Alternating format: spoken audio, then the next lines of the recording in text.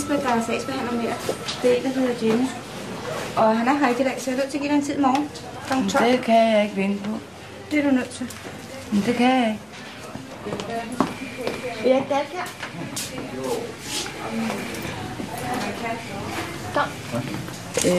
Hvornår er din mand død? Han er død... han blev indlagt den 29. og han er bisat i mandagen efter påske. Nå, det er noget helt nyt, så ja. Ja, for urnen er ikke sat ned i graven endnu. Nej.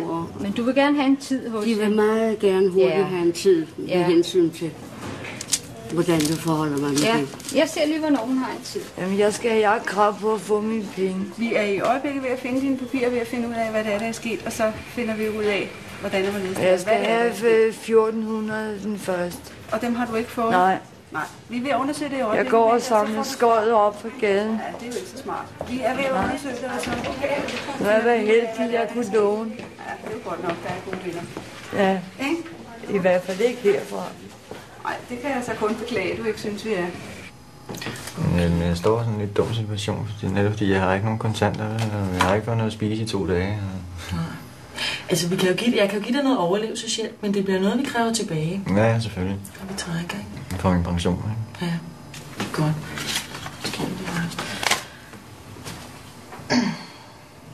Det, der hedder overlevelseshjælp, det svarer til 30 kroner om dagen. Ja. Så det er ikke så meget. Nej. Men altså, du må så få for nogle dage ad gangen, ikke? Ja, det var ikke meget.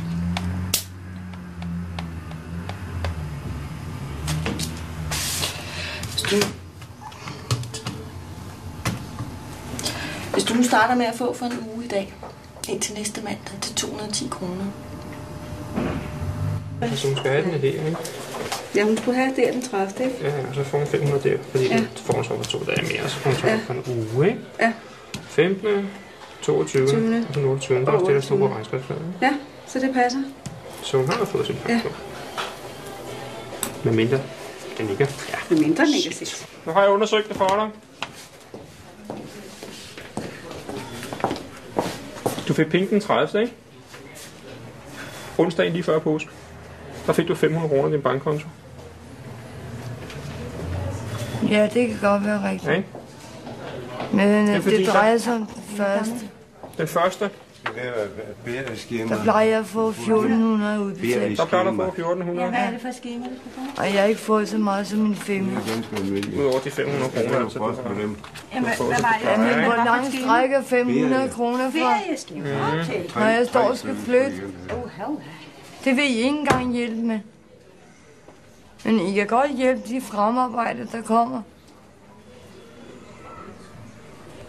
De får i hovedet, de kører rundt i Mercedes, og jeg ved ikke hvad.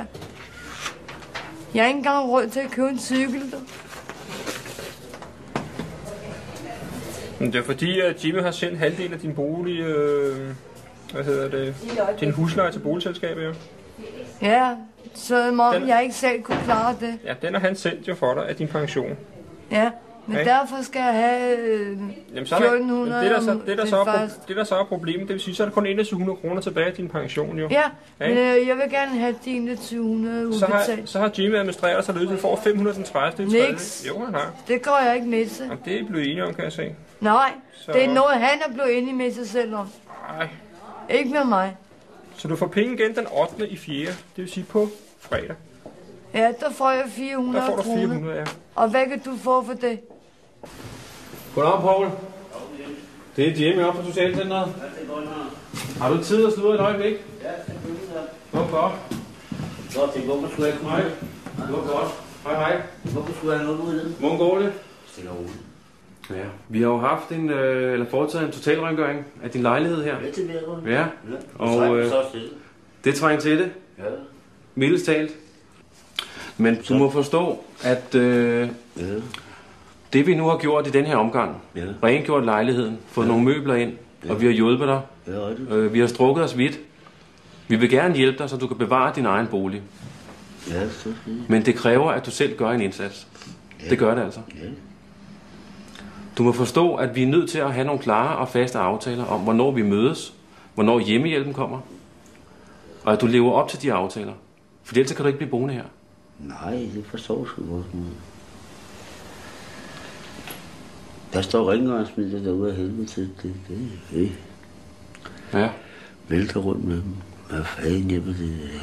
Jeg kan da tage en kost, så det er sgu ikke det store problem. Det er bare det, man får fejret op også. Det kan jeg jo ikke se. Nej. Det er også derfor, vi godt vil hjælpe dig. Ja, det forstår jeg også. Og jeg er sgu også skide taknemmelig for det. Men... Det er sidste chance, det her. Ja, okay. Så... Næste station, det er Sundholm. Ja.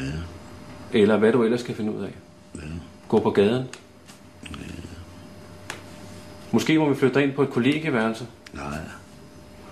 Der er en mulighed over på Gamle Køge Landevej. Nej. Hvor der er lidt opsyn. Ja. Det kan blive alternativet, hvis du ikke... men jeg skal nok gøre det. Jeg skal gøre i hvert fald, hvad jeg kan. Du skulle have set, hvordan der så ud. Det flød. Der var dyr. Der var duelort alle steder. Og det ved du også godt. Du boede her sammen med duerne. Ja, de boede sgu mere end noget.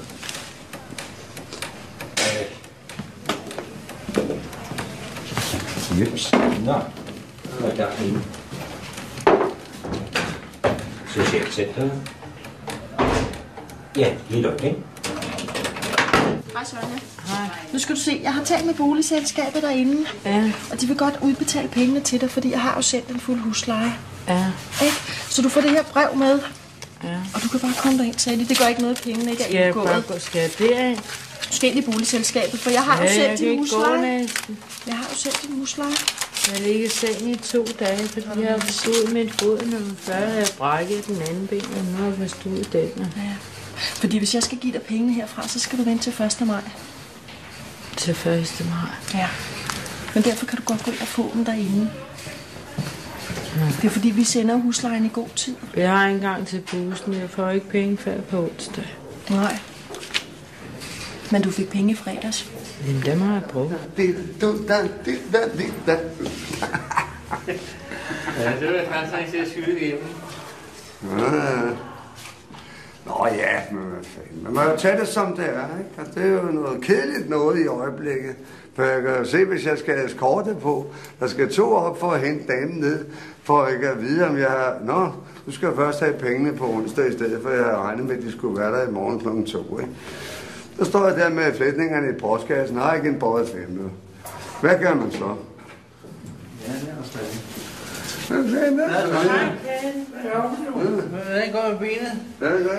Gå ind til væggen her. Vil ikke have der stå noget midt på gulvet her? Har der overskud på betalingsbalancen? Ja, det kan da ikke være fedt. Hvad er det? Ja. Det kan jeg godt lide. Det er godt, Sonja. Der har vi nogle lommepenge i overmorgen. Vil du tale med mig et par minutter, Bente, vedrørende Eva? Ja, det vil jeg gerne. Ja. Vil du hen til mig, eller skal vi tale her? Jeg vil hen på kontoret. Ja, okay. Så du kan lige komme hen til mig, så er de bagefter, ikke? Jo. Vil du have den tid til i morgen? Der er en tid i morgen kl. 12 på Jimmy. Nej, det vil jeg ikke. Nej, okay. Så er der penge i banken igen på fredag. Men jeg skal have de penge. Du får ikke nogen penge nu, Bente. Det skal jeg. Nej. Det gør der. Skal jeg virkelig rasere det hele? Nej, det skal du i hvert fald. Det skal du. Jeg forlanger at få min hele pension færdig. Det får du ikke. Vi administrerer den for dig. Gud skal jeg. Det gør vi. Personnummer? Ja. Det skal jeg jo ikke have til Poul. Et sygesikringsbevis. Nej, det tager jeg bare så. Det tager du bare. Ja, godt. Det er fordi, vi flytter jo kontor her. Vi flytter jo på næste tirsdag, så starter vi på Tofgårds Plads i HT-huset den 26. april. Det er derfor, så bliver der sendt nye sygesikringsbevis ud til alle. Det tager jeg bare her, ikke? Godt. Så skal jeg skrive ned til dig, hvad du sådan cirka vil få for 1.7., ikke? Ja. Så du kan lægge et budget, ikke? Jo. Meget fint, for jeg har jo mange udgifter lige i øjeblikket. Det er sådan. Altså, du får det samme indtil 1.7. Ja. 10.000 skal jeg have med på kisten og pyntningen. Og ornen, det er 10.000. Ja. Men så har jeg fået 3.000 fra Typografforbundet, så det bliver 7.000. Nå. Men så det fra os, er det trukket fra? Det er trukket fra, når jeg skal betale de 7.000. Det er trukket fra. Ja, og så har jeg en sten, der koster 4.500, og så har jeg et gravsted, der koster 1.250. Ja. Det er de beløb. Ja. Men dem, altså I havde lidt stående i banken, ikke? Så jo. Så det vil sige, så er du sådan set nede på 0 næsten, når alt det der betalt, ikke? Ja, så har jeg ikke mere. Så har du ingen bank indstående. Ja, næsten. Jeg har næsten taget ud, så nu alle regningerne kommer, så jeg kan betale dem. Der er jo gået penge i banken til dig til i dag, men dem har du fået i går, eller hvad? Ja, det må jeg have gjort så. Og hvor har du brugt dem? Der var 940 kroner. Ja, det er det, jeg har. Du skal have penge den 11. igen. Ja. Og hvad dag er det? Det er den 6. Den 6. Og i dag skulle der være penge i banken til dig. Ja, men dem fik jeg i går, dem har jeg brugt. Det er ikke så smart. Nej, det er det. Så står jeg, skal bruge nogle penge til. Ja. Det ved jeg ikke, om jeg kan klare. Det er nu til at snakke med sagsbehandleren, altså. Du må sætte ud og vente. Prøv at høre her, når barnet tvangsmæssigt anbragt, Bente, og barnet bliver skjult hjemme hos dig, og du køber... Jeg skjuler hende ikke. Ved du hvad, jeg har fundet hende hjemme hos dig en måned. Det gik en måned, før I overhovedet kom hjem til mig. Ja, men vi vidste... Og I vidste jo godt, hun var der. Jamen, så var hun der også. Nu modsiger du dig selv. Nej, det gør jeg ikke. Du skjulte hende derhjemme. Jeg har ikke skjult hende, jeg har ikke gemt hende. Hvordan kunne jeg så finde hende hjemme hos dig under sengen? Fordi hun var der. Helt tilfældigt? Nej. I nattøj? Ikke tilfældigt, nej. For der har hun været hele tiden. Ja, der kan du se. Ja. Men I elsker at ødelægge familier her. Ja.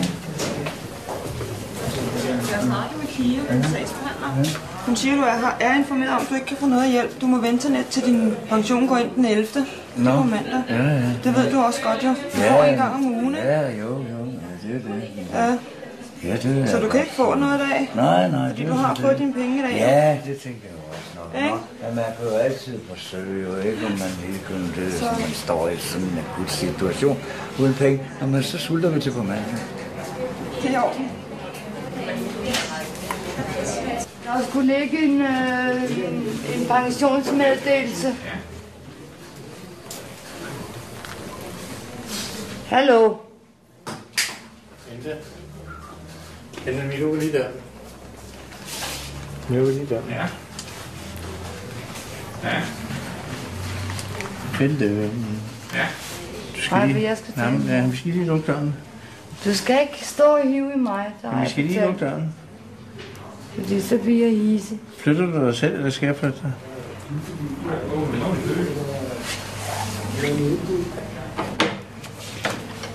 Når jeg er færdig med at snakke, så kan jeg snakke med ham. Du må snakke med Jimmy i morgen, og så må I sammen lægge noget budget. Ikke? Hvordan tingene skal foregå. Jamen, ved du hvad, når jeg er flyttet fra Karl Langesvej, så sætter jeg ikke mine ben heroppe.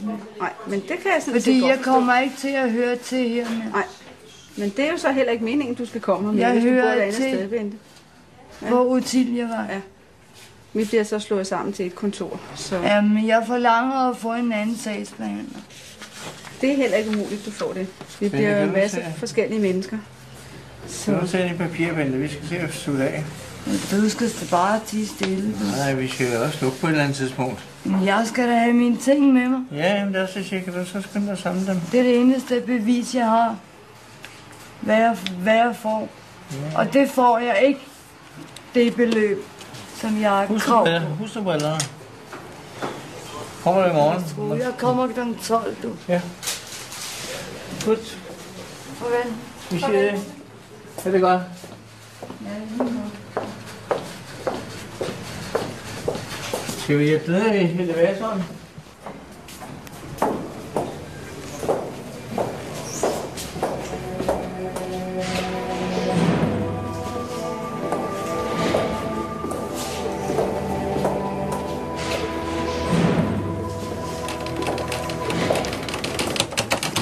Socialcenter. Ja, det er Socialcenteret Valby, ja. Jeg vil gerne have en begrundelse for, hvorfor. Ja.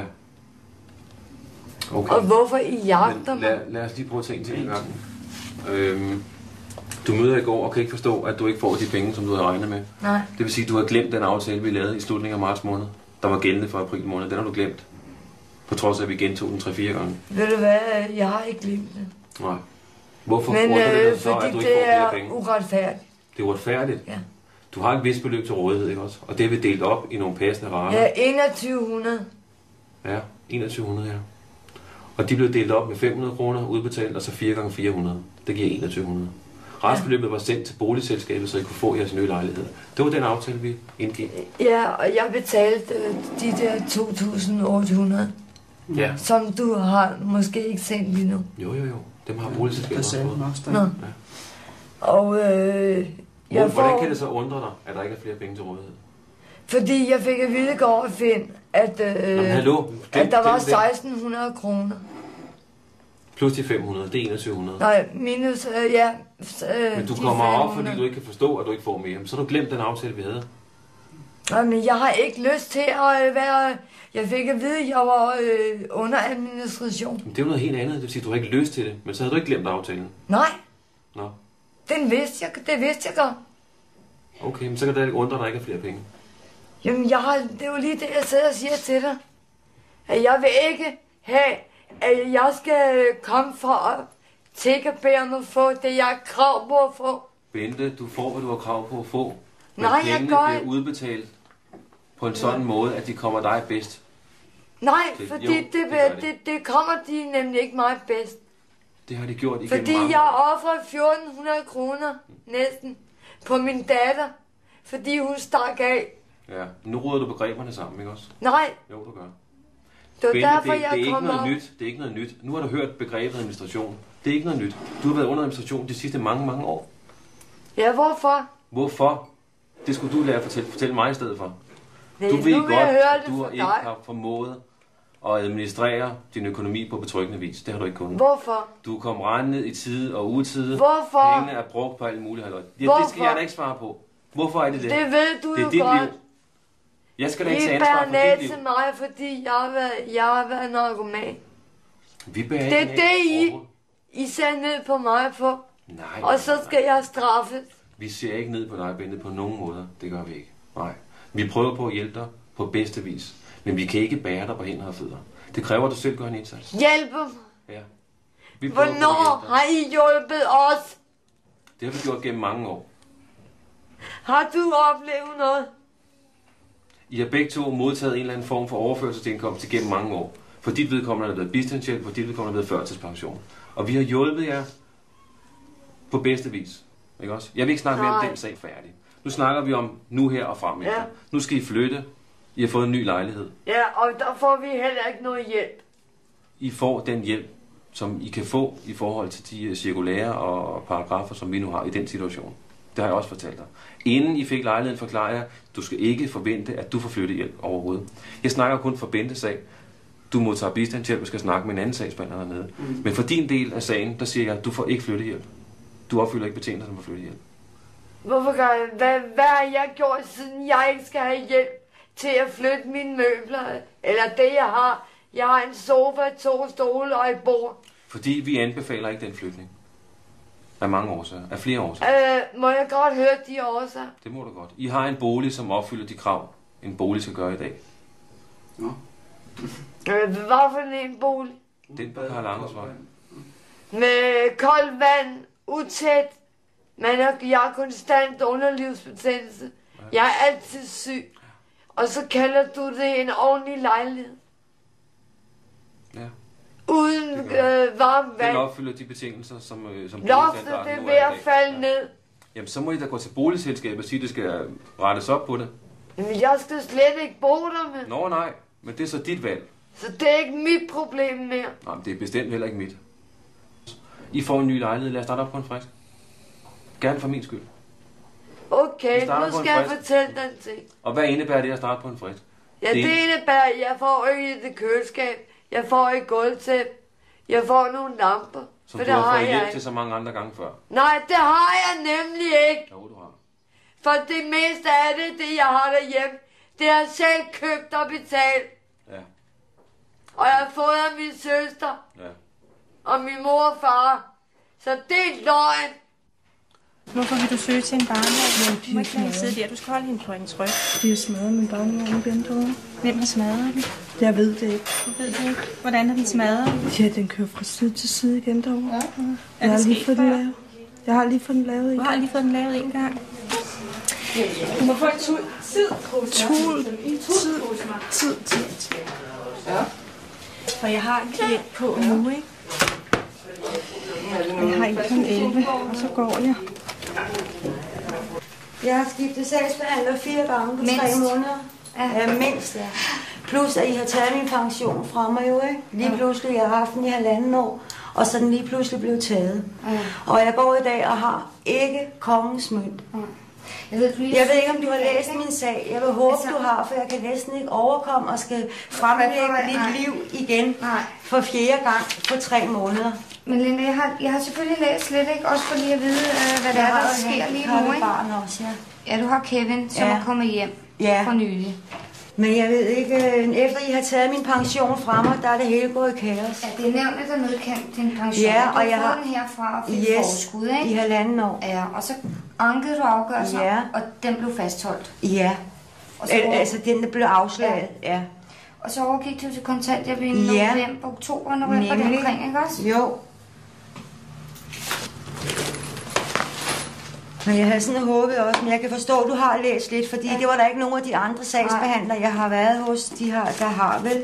Så nogle gange kan det være meget godt, ikke? Og ikke læse sagen først, så man det ved jeg ikke. Jeg kan bedst lide at komme ind, og så og folk kender dig. Ja, det kan jeg godt forstå. Den der. Fordi det er ikke sjovt at skal fremlægge. Jeg synes, jeg har haft et hårdt liv de sidste med min søn, ikke? Ja.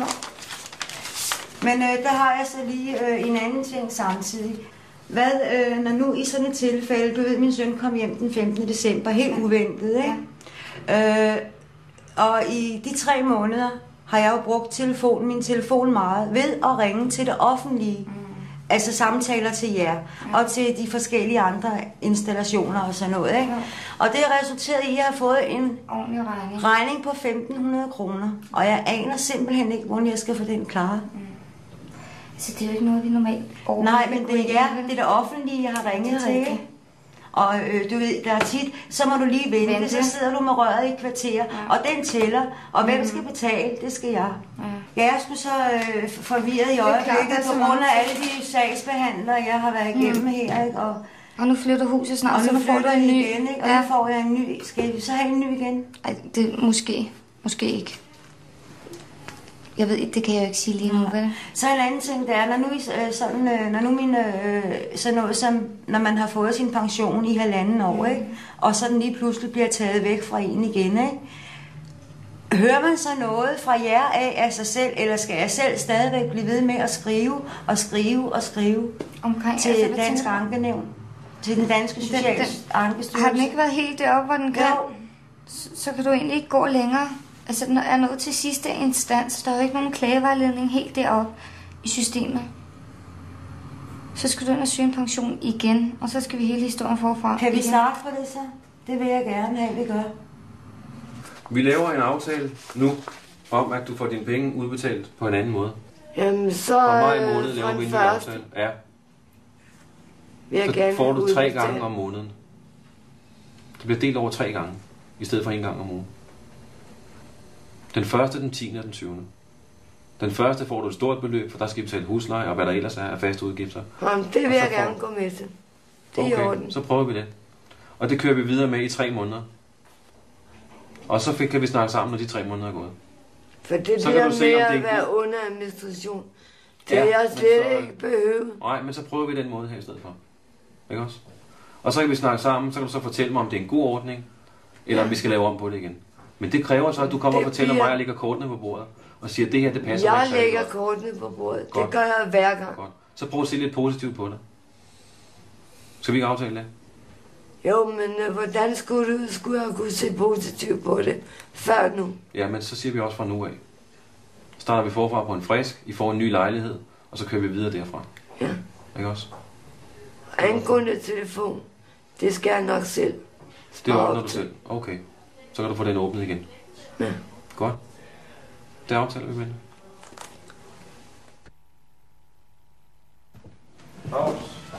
Jeg hedder Jimmy. Jeg kommer op fra Socialcenteret. Ja. Og jeg har forsøgt en tilsynsførende, som har været herhjemme i forbindelse med noget hjemmehjælp. Ja, jeg har set det. Nå, det gør så ikke noget. Og de vil godt have, at vi kigger lidt på det, og se om vi vurderer, om der skal foretages en hovedrengøring. Det er alt for stort til sådan på gamle baggrunde. For at sige det på ærligt dansk. Er lejligheden for stor, synes du? Ja, det er.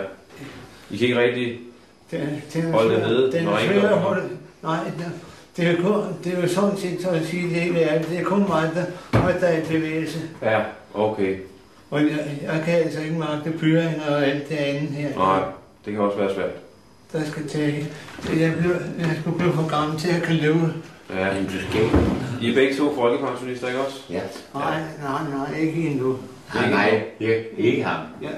Jeg har fået invalidepension de sidste mange år. Må vi kigge lidt rundt og se, hvordan det står til, og give en vurdering af, hvad der skal til? De skal altså være velkommen så vi kan få ryddet op, ikke også, og gjort rent. Det her gulv herude, det er jeg ikke sikker på, at det står til at redde. Det skal nok i hvert fald høvles ned. Det har vi søgt på hos kommunen, men vi har fået nægtet af alt muligt form for hjælp til det. Mm-hmm. Det der ligger her, det er jo decideret skidt ovenpå, som skulle have været ude i toilettet i stedet for, ikke? De er også over 50 år gamle gulvene. Mm-hmm. Det er sådan, at hvis vi skal have foretaget en hovedrengøring, så kommer I selv til at betale for det. Vi vil godt være behjælpelige med at lægge ud, og vi vil også være behjælpelige med at trække det over nogle rimelige rater. Jamen, det lyder da ganske naturligt. Hvor meget kommer sådan nogle gange til at koste? Ja, det er det, vi skal finde ud af, ikke?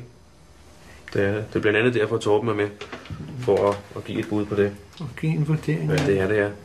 Er du utilvasken siden der er vort hernede under? Det er også for det der en har været rundt tørret af, når man stikket ind. Det vil vi, fordi når I har en avis liggende derinde, og så bare smider den ind, så opstår der fugtskader i skabene, ikke? Ja. Trænger til en grundig rengøring også? Det er da helt sikkert. Ja. Og din bror kan ikke rigtig hjælpe til med rengøring? Nej.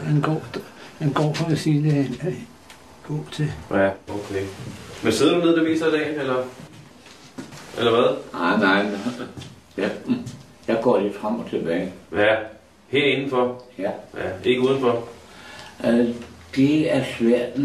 Jeg har ikke beklædning til at kan vise mig udenfor. Nej, okay.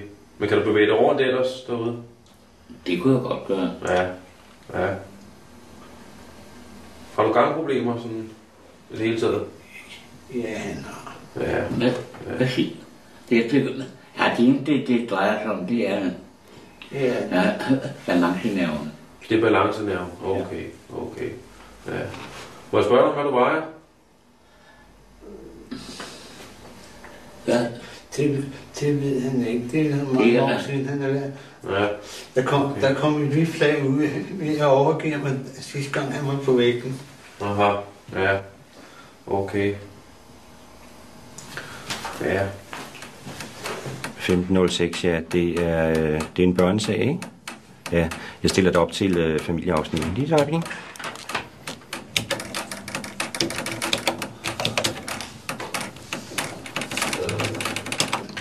Socialcenteret. Bodil Larsen, ja. I familieafsnittet. Bodil Larsen er telefontid igen 1:30. Det er godt. Tak. Farvel. Hej igen. Det er længe siden, jeg har set dig. Ja, jeg kommer ikke så tit. Nej, Susan er blevet bedre og bedre til at gå herop selv, når hun har problemer. Hun klarer det bedre selv nu. Og hun klarer det bedre og bedre for hver gang. Ja, det synes jeg. Hun sidder heller ikke og gemmer sig, når du ikke er her. Nej, det gør hun, når jeg er heroppe, så gemmer hun sig hele tiden. Så er hun jo nødt til at tale med mig. Ja. Susan, så kan du komme frem med, hvad du vil. Susan havde jo ønsket en tid hos mig i dag, fordi hun søgte om hjælp til en ny barnevogn. Er det rigtigt? Klapvogn. Klapvogn? Man kan jo ikke søge til barnevogn igen, jo. Man kan heller ikke søge til klapvogn. Der er altså ikke noget, der hedder klapvogn, fordi det er normalt sådan, at når man har fået en barnevogn, så må man bruge den barnevogn ved at sælge den, så man har et beløb til at købe klapvogn for. I øvrigt er hun alt for lille til klapvogn, Susan. Alt for lille. Nå, det er sådan en Hun skal jo have barnvogn med, man kan lave om til klapvogn. Ja. Altså.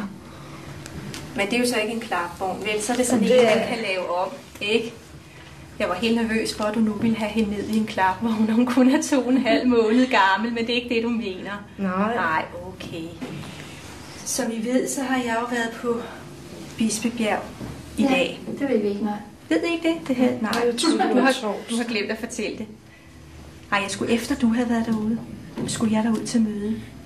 Formålet med, at du kommer derud, og du bliver observeret med dit barn, er jo, at vi så lægger en ny plan for, hvad der skal ske i din sag i den næste periode.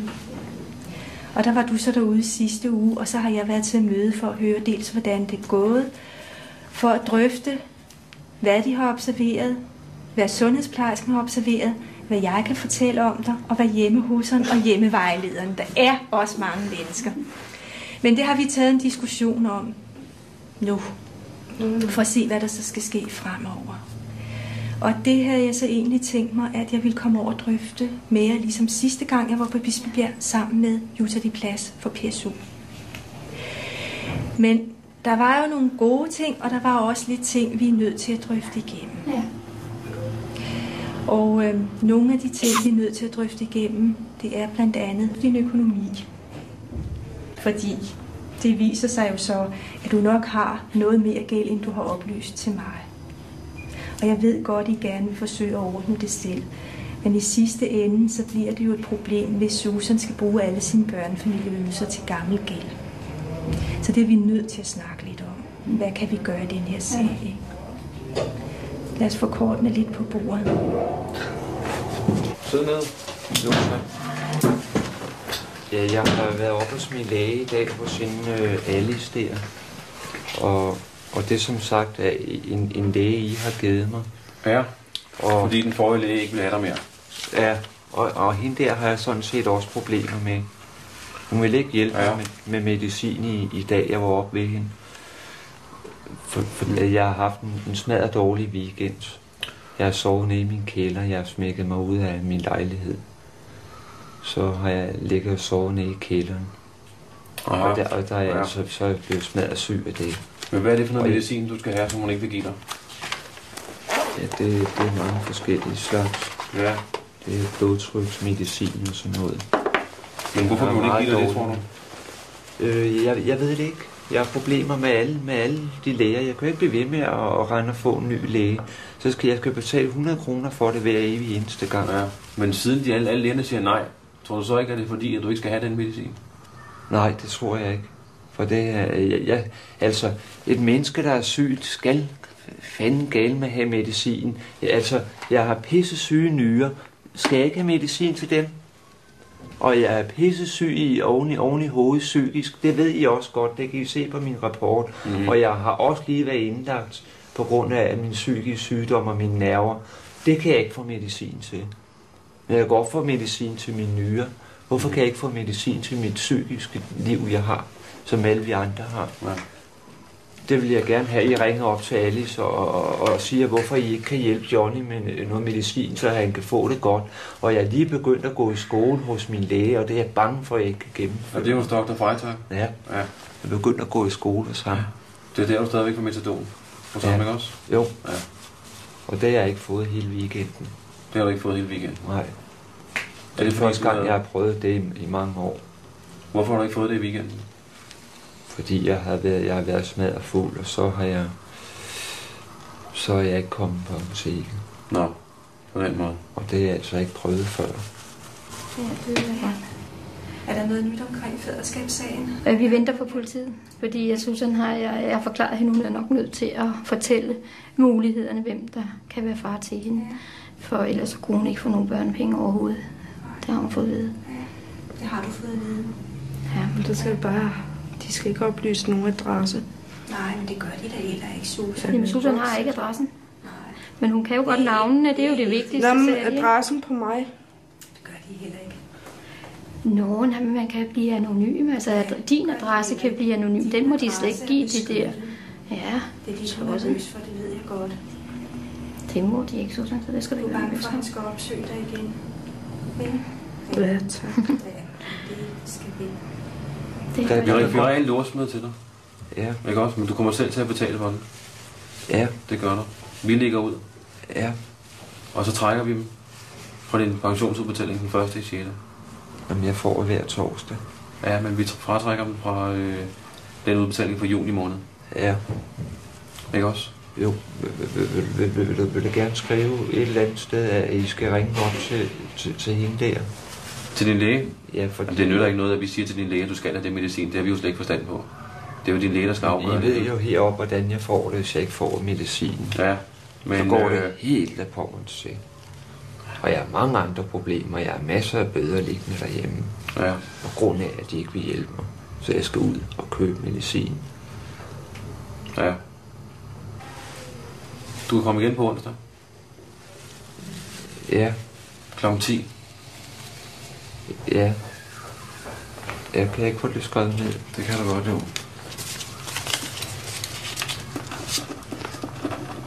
Og klar, der skal jeg i skole på onsdag og torsdag. Det hele er noget forfærdeligt lort. Jo, men altså, hvad er vigtigst?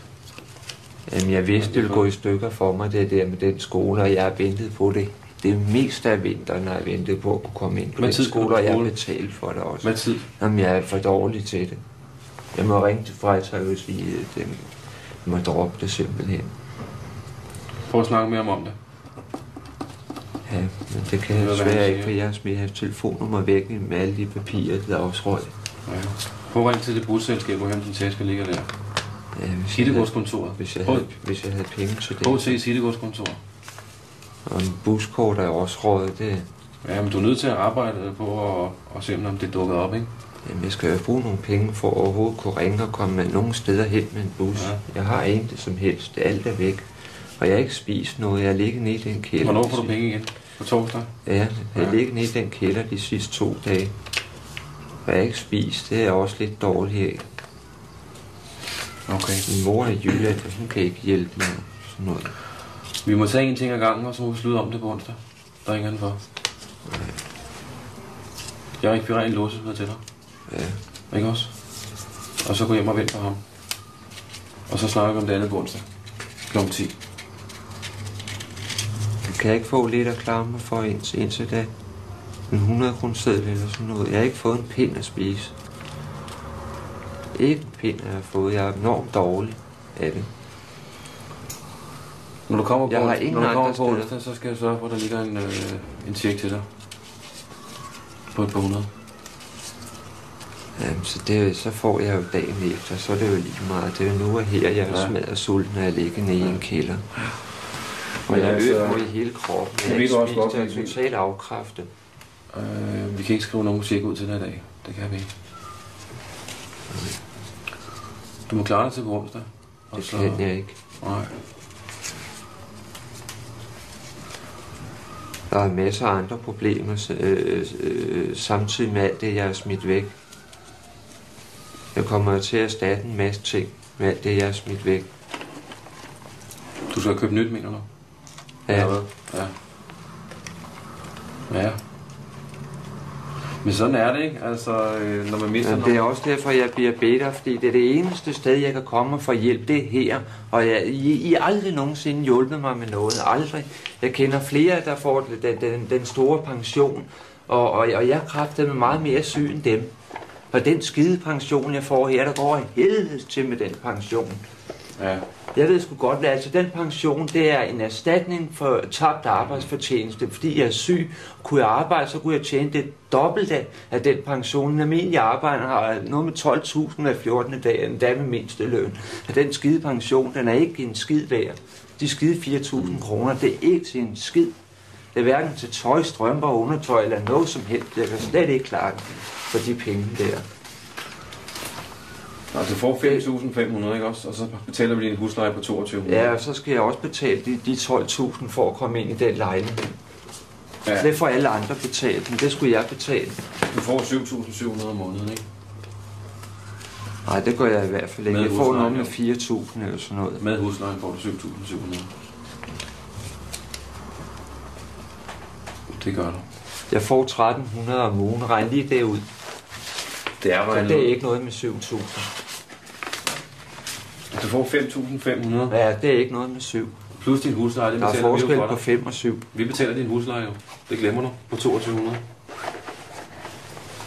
Det skal du lægge oveni jo. Ja, men man skal altså også leve, man skal også have tøj.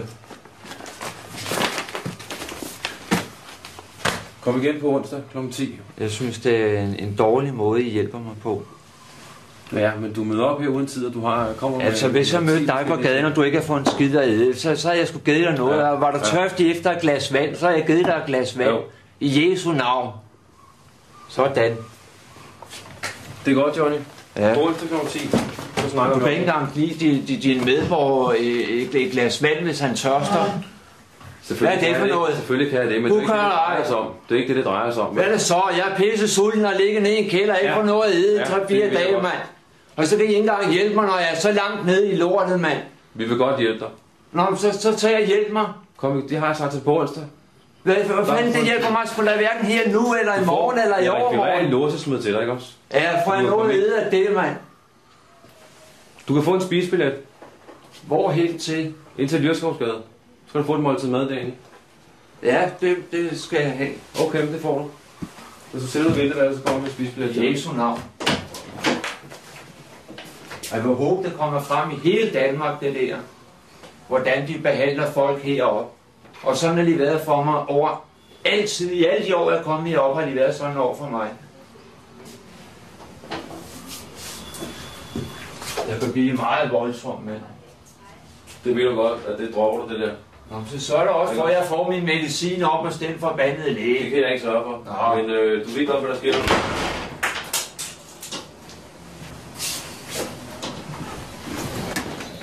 Altså, gider I at hjælpe mig, eller hvad? Du skal ikke opføre det. Altså, jeg opfører mig... Som I behandler mig, så behandler jeg også jer. Og hvad sker der så? Så kan du hente dine penge ud på Sundholm, så gider vi ikke, at du kommer mere. I må sgu da... Hvorfor kan I ikke hjælpe mig? Så, I kan da se, at jeg har det dårligt. Du dropper det der, fordi ellers så må du ud. Så står der og misbruger din magt også. Nej, det gør jeg ikke. Jeg siger bare ting. Nå, det lyder som om. Nej, det gør jeg ikke. Det gør jeg ikke. Hvad du har prøvet det før. Du har prøvet det før, jo. Ja, du har opført dig på den måde. Hvorfor så skal I så ikke at hjælpe mig? Det gør vi også. Men du hvor er den hjælp? Hvor er hjælpen? Du får den hjælp, du skal have. Vi er nødt til at tage en ting gang.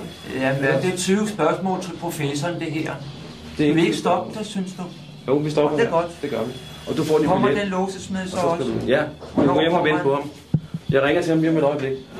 Hvad så? Kan jeg så tage ind og spise først, eller skal jeg gå hjem og vente på ham? Så de kan nå at lukke derinde, eller hvordan?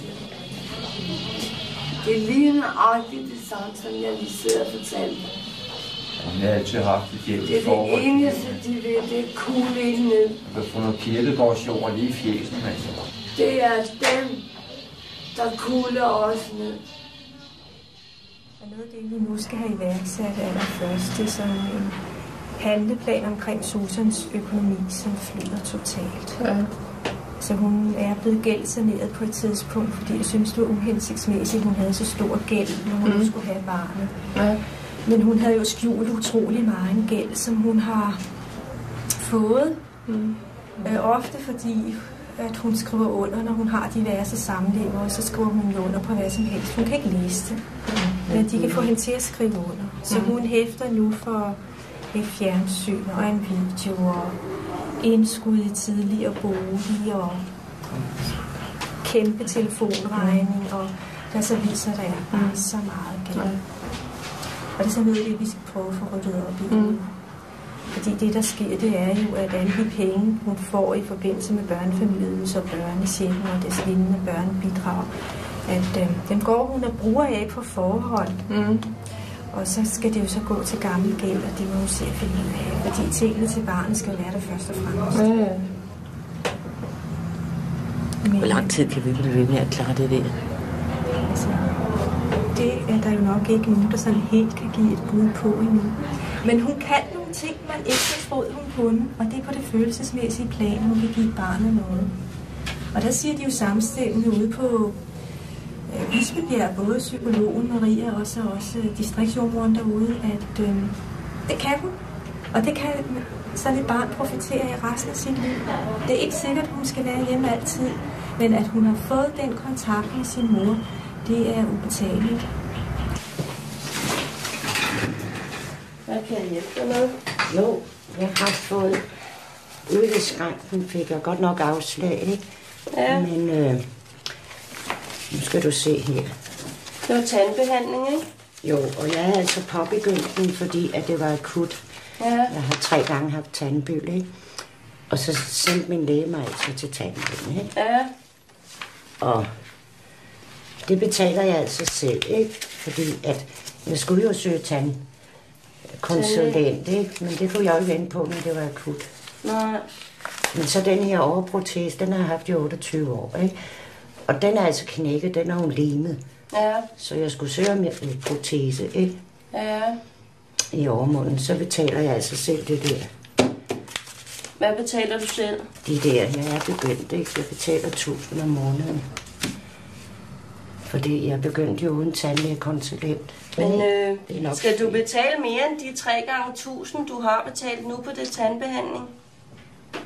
Ja, altså nu tager jeg den billige metode, ikke? Altså de 2 tænder, der skal sidde der, hvor de er rodbehandlet. Den tager jeg med det billige materiale. Ja. Og hun sagde, at det kostede 700. Skulle jeg have det andet materiale, så kostede det næsten 5.000 per tand, ikke? Ja. Og jeg har sagt, at jeg skal have den billige. Jeg tror, vi er nødt til at gøre det. Når nu jeg får det prisoverslag fra hende, så sender vi det ind til vores tandlægekonsulent til vurdering af behandlingen og prisen, ikke? Men vil du have en udtalelse fra min læge? For det var faktisk hende, der satte det i gang, fordi at hun sagde, at der var ved at være blodforgiftning i de 2 dernede. Ja. Og jeg har også fået penicillin 3 gange i arbejde. Så jeg kunne simpelthen dø af det, hvis jeg ikke fik tandlægebehandling. Det er så meget. Bente glemte i går. Nå, okay. Så nu er det jo så også sådan, at I skal have Eva her i weekenden. Jo. Og der er jo berettiget til at få nogle kostpenge. Og der vil jeg lave en check, som kan afhentes her på kontoret i morgen, hvis du lige vil sige det til Bente. Ja, det snakkede hun om i går. Og det er så kosten, altså det takstmæssigt for 2 dage, og så vil I få 100 kroner i et aktivitetsbeløb, hvis I vil i biografen med hende eller et eller andet. Ja, det kunne være meget lækkert. Ja. Men checken ligger først i morgen, og sådan vil det blive hver gang. I får først pengene den dag Eva kommer hjem, ikke? Jo. Glæder jeg også til. Ja. Og jeg tror også, hun glæder sig til at komme over. Det gør hun. Det er der ingen tvivl om. Hun glæder sig utroligt til at komme hjem til at se den nye lejlighed. Mm. Og ved du hvad, så var det også vigtigt med brillerne, fordi jeg var inde på diakoniststiftelsen. Og hvis jeg nu køber de der til 498, fordi du kan godt se, at de har været knækket, ikke? Men der er ikke bygningsfejlen på de briller her. Det var nogle, jeg selv i tidernes morgen købte. Ja. Forstår du, jeg er blind på det øje. Så han sagde, at diakoniststiftelsen, det var meget vigtigt, fordi de her briller, jeg går med, er bygningsfejlen ikke i, sagde han. Og det koster meget dyrt, hvis jeg går ind og bliver blind. Så bliver det jo dyrt for kommunen, ikke? Så det er faktisk vigtigt med de briller. Ja. Men ved du hvad, jeg skal regne lidt på det. Ja, fordi jeg forlanger jo ikke, altså bare et tilskud til det, ikke? Jeg er ikke urimelig, jo.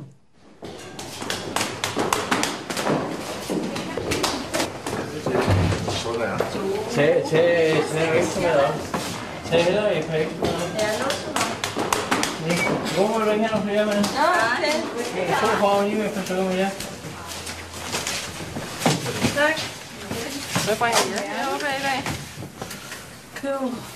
Der er mange ting. Vi står i et meget, meget stort dilemma. Hvad? For det første på grund af, at vi har mistet nogle penge. Vi har fået stjålet 2200 op fra vores lejlighed af. Mm-hmm. Så har vi lejet en bil, som der blev kørt ind i. Det vil sige, at vi kan ikke få pengene tilbage for den. Ja, og de sidste penge, vi havde, dem blev vi nødt til at betale som bøde. Mm. Lejebil. Lejebil til vores bryllup. Til bryllup. Vi kunne ikke gifte i lørdags. Ja, vi gifter det. Vi har desværre ikke nogen visattest med, som vi havde lovet dig. Nej. Men vi havde ikke engang noget at spise på vores bryllupsdag eller noget som helst. Nå. Var det før lørdag, at jeres penge blev stjålet, eller hvad? Eller hvad er det, I siger? Altså, vi har fået stjålet de 2200. Ja. Det var før, at vi lejede bilen af det. Nå. Og så har vi så betalt for bilen. Ja. Ja, altså bilen den betalte vi for allerede, da vi fik penge med det samme. Altså, den dag vi fik penge, altså... Det er den første her. Ja, der lagde vi de der penge til ham der. Ja. Så vi havde bil til bryllup. Det var klart, vi vil gerne have en bil, så vi kan komme ud og spise og sådan noget. Ja. Også, ikke det? Men det var kun jeg to. Men ulykken skete dagen før. Nå, for sådan. Eller 2 dage før. Ja, lige præcis, ja. Fordi han ikke har åbent om lørdagen og sådan noget. Og det dilemma, I står i, det er I ingen penge eller hvad? Overhovedet ikke. Overhovedet ikke. Nej. Men det var da ikke et særligt spændende bryllup, så? Det var rent... Altså, jeg vil sige, at bryllup i sig selv op på Rådhuset, det synes jeg, det var bare dejligt. Ja. Altså. Men det var ikke så dejligt, at I ikke kunne få noget at spise og sådan noget. Hvad havde I forestillet jer, at jeg skulle gøre ved det? Altså...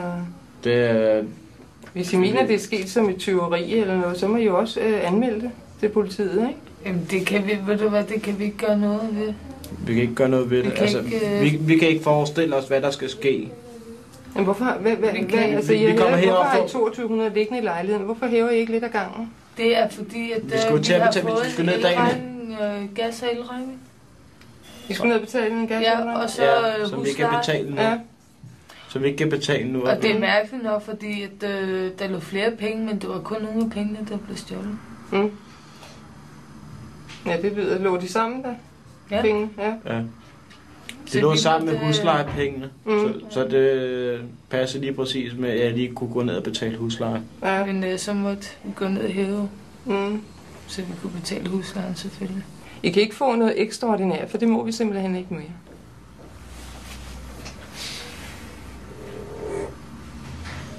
Jeg kan give jer et forskud på 500 kroner hver til resten af måneden, så har I 1000 kroner at leve for, ikke? Altså nu har I jo haft en lidt atypisk måned her, ikke? Atypisk? I har jo haft nogle ekstraordinære udgifter også, ikke? Ja, jeg vil da sige typisk. Nå, så kalder vi den det. Jo, men Gitte det Blakfeldt, hvor hun er. Bodil skal kigge på. Ja. Det du så går ned og henter på apoteket, kan du ikke få kvitteringer på det? Ja. Og så aflevere det herop til, så kan Bodil kigge på, om det er noget, vi kan yde herfra. Altså om du kan få penge til det. Ja, okay. Vil du have de her med igen? Ja, okay, så tager jeg de her. Det ved du lige så godt som jeg. De får i hovedet og røv, men vi andre kan ikke engang få hjælp til flytning. Jo, om jeg lægger dem ind i... Find Gitte Blakfeldt. Jeg er så ved at flytte.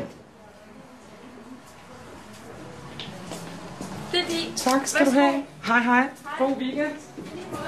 Gud, altså giv at se det her.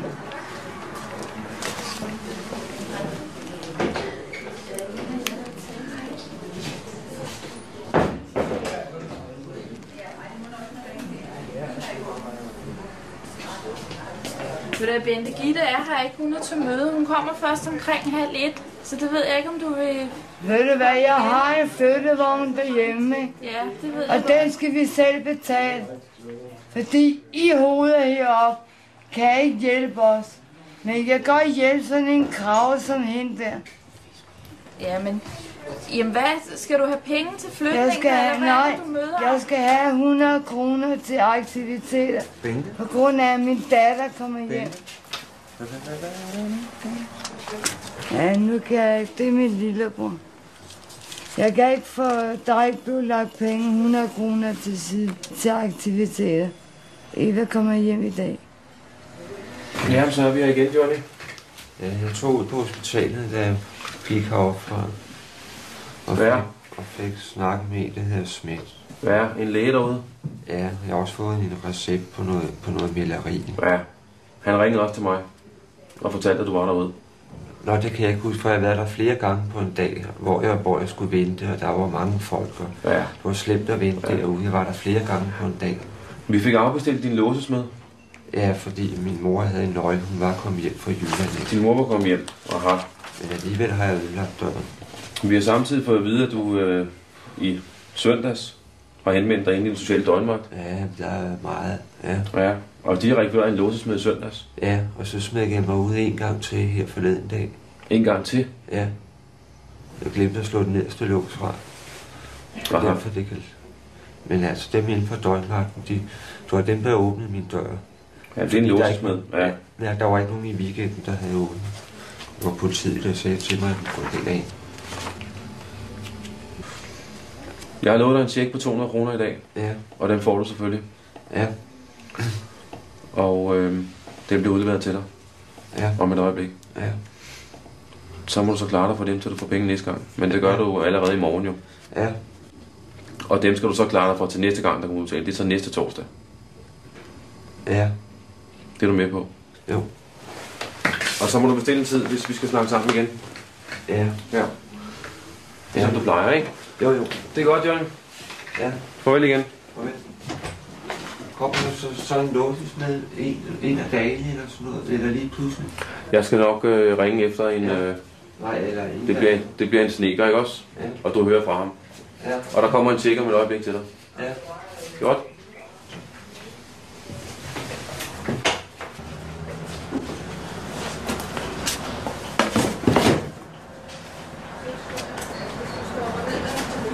Det er ikke interesseret i, at jeg skulle have 25 kroner om dagen eller sådan noget lignende. Det er slet ikke det. Nej, men det er også derfor, jeg foreslår at give jer et forskud af næste måned. Så vil jeg nok bedre kunne klare jer. Ikke? Hvad så med det der med børnemøbler for eksempel, ikke? Børnemøbler? Ja. Ja. Som du sagde, at Herlev Kommune skal betale. Det kan vi ikke få Herlev Kommune til at betale. De nægter det fuldt ud, og vi kan ikke... Jeg ved ikke, hvad det er for børnemøbler, du snakker om. Ja, vi har et barn hver. Vi har et barn hver. Jeg skal min søn på weekend. Du besøger jo din dreng ude, hvor han er nu i familieplejen, ikke? Det er dig, der har din hjemme indimellem, ikke? Ja, og jeg har ikke så meget som en seng til ham. Jeg har ikke noget tøjskab til ham. Jeg har faktisk overhovedet ikke noget til ham. Og Herlev Kommune Pustebord eller noget som helst. Vi har ikke engang pustebord eller noget som helst. Nej, vi har spurgt Herlev Kommune, siger du? Og vi har spurgt, og de nægter fuldt ud. Ja. Og de sagde til os, og det er vi 2 vidner på mod en sagsbehandler. Hun sagde, at rent ud sagt, hvis jeg skal sige det direkte ud af landevejen, vi kaster bare bolden videre til jer. Ja. Og jeg synes, det er dødhamrende tarveligt, hun siger sådan noget der. Ved du hvad, så jeg kan prøve at snakke med Herlev om det, ikke? Hvis de har sagt sådan. Det er ikke noget, vi kan løse nu. Og jeg kan også sige så meget, at det er noget, vi normalt ikke gør. Det er et barn, du har hos dig indimellem. Det er sankthønsbarn. Jeg benytter jo ikke noget, så jeg ikke har puslebord eller noget som helst, så jeg kan tage mig min søn, og han kan få en ordentlig seng at sove i. Nej, men en gæsteseng koster jo ikke så meget. Man kan jo få de der weekendsenge til små børn, ikke? Men han skal have et værelse. Hvor har I ham liggende nu, så når I har ham? Du har måske ikke haft ham i et stykke tid, eller hvad? Vi har ham liggende. Ja. Hvor gammel er det, han er? Han er lidt over 2 år. Ja. Det er jo klart, altså, det værelse, han skal have her, hos sin far selvfølgelig, skal han selvfølgelig have et ordentligt værelse. Han skal ikke bare have en eller anden folde ud weekendseng, sådan en, man tager mere rundt omkring. Han skal selvfølgelig have et værelse, så man kan mærke, at når han er hjemme hos far, så er det hans værelse. Det er jo ikke noget, vi lige kan løse i dag heller, vel? Men jeg vil blive glad, og det synes jeg også vil være rimeligt, det er, at når du siger det der med, at vi kan få et forskud, det er jeg selvfølgelig taknemmelig for. Det er Pernille også, kan jeg forstå på den, ikke? Men så synes jeg også, det er rimeligt, at du trækker det over 2 gange. Over 2 måneder? Er det det, du mener, eller hvad? Du trækker det over 2 gange, ja. Fordi vi har trods alt den der el- og gasregning. Jeg prøver at kigge på det. Dag, Bente. Gud, hej Jimmy. Dag, Bente. Gjorde du det? Jimmy, hvor kan det være, at min... Jeg hører, du går og snuder på gangen. Hvad sker der? Meld lidt, du var her i går. Ja, men det jeg vil fortælle dig, hvad der er sket. Kan vi ikke gå ind? Men det har jeg ikke tid til nu. Nej, det var slet ikke tid. Men jeg vil godt lige høre, hvad det drejer sig om. Det drejer sig om, at min datter kommer hjem i dag. Aha, men det skal du ikke snakke med mig om. Nej, men hverken Bodil eller Gitte er til at få fat i. Nej, men hvad er det nu, der hjemme kommer hjem? Og der er problemet, at hun havde sagt til Michael, at der ville blive lagt 100 kroner ved siden af. Til hold kæft. Nej, det skal du ikke snakke, Bente. Hallo, den går ikke, den der. Og den går heller ikke med jeres snyderi over for mig. Må jeg godt tale færdigt? Hvis du kan tale pænt. Jeg taler pænt til dig. Nej, Hun det skal du også. blande Jo, sig. det skal hun. Lige præcis, jo. Og der blev lovet, at der ville ligge 100 kroner. Fordi at, så vi kan komme i biografen. Så vi ikke sidder og rulle tommelfinger, for eksempel. Og det er der ikke. Det kan du få et svar Det er der altså lige præcis, fordi der er 100 kroner til aktiviteter, og der er 26 kroner per døgn Eva er hjemme. Og det stemmer med de 152 kroner. Der blev lagt 100 kroner for uden de 152. Jo, der var! De 52 kroner, det er kostpengene, og de 100 kroner er aktivitetsbeløb. Gud er det ej! Slap af, Bente. Du skal ikke råbe op på den Der måde. blev lovet fra min mand, har fortalt mig i går, at der var 100 kroner for uden de 152 Og det har du lige, til aktiviteter. det har du lige fået Og svar nu på. er Det der ikke. hverken Bodil, Gitte eller noget som helst. Men nu har Bodil heldigvis skrevet i sagen, at det er 26 kroner i døgnet til kost, og det er 100 kroner til aktivitetsbeløb. Så det stemmer med de 152 Nej, kroner. det gør ikke. Jo. For det er det beløb, jeg får hver gang hun er hjemme. Og det er inklusiv aktivitetsbeløb. Gud er det ej. Nej. Ikke efter, hvad min mand fik at vide i går. Din mand fik at vide, at der ville ligge 152 kroner. Ja, plus 100 kroner. Inklusiv 100. Jeg går ikke, og jeg laver ballade, hvis jeg ikke får de 100 kroner. Nu har du fået et Du svar. også godt, hvad der sker, hvis du opfører dig Nu har du på fået den et svar, ikke også, Bente? Og det var det, du ville snakke med mig om, ikke også? Jeg sætter mig ned, og jeg går ikke, før jeg får de 100 kroner. Hvis du bliver ved med at opføre dig på den måde, som du gør det, ikke også? Så må vi finde på en anden måde, hvor du kan få dine penge på. Du må komme på nogle andre tidspunkter. Du kommer rendende hver dag. Og så Ja, skaber men du det er da fordi, jeg fik at vide i går, at der var 100 Ja, kroner for men uden nu- de 152. Nu har du fået svar på, at sådan hænger tingene ikke sammen. Jamen, sådan er det, og så Nej, fik det er Michael det ikke. besked på i går. Jamen, så har han misforstået det. Nej, han Sådan hænger misforstår sammen. sgu ikke noget, du. Nej. I misforstår generelt ingenting, når det kommer til stykket. Men min far, han kommer lige om lidt. Nu kommer din far også. Skal han også rodes ind i billedet nu? Men Bente, du kender selv vejen ud. Ikke også?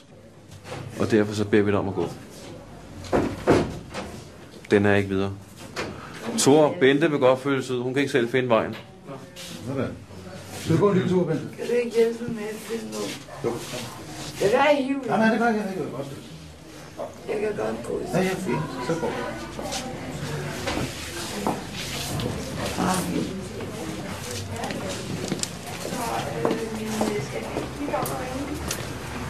Inden jeg går, så får jeg en hilsen. Hvad gør du nu?